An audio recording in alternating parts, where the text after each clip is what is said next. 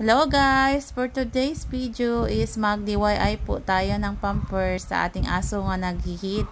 So, hindi kami bumili ng pampers na pang aso. Ang pinili po namin is pampers na pang bata.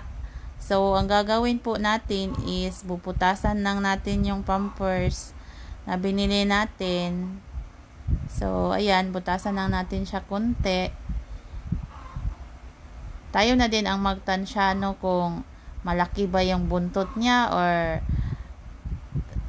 mapasok ba dyan, or kayo na po bahala, basta butasan natin dyan para dyan natin po ipapasok ang kanyang buntot.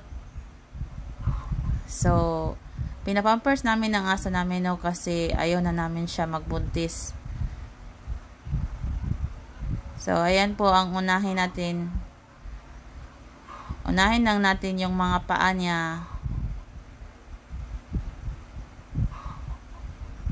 Pagkatapos na napasok na yung mga paa niya, hilain natin yung kanyang buntot para mailabas ang kanyang buntot, guys.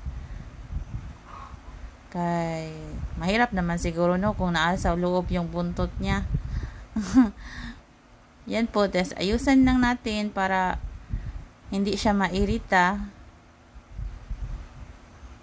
So, ginawa namin, panty pampers pala yung binili namin para hindi siya matanggal.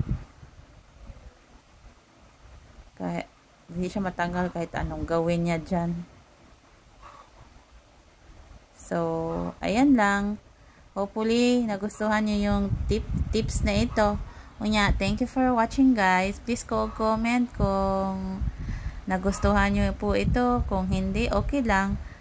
Unya, bye. Thank you for watching. God bless.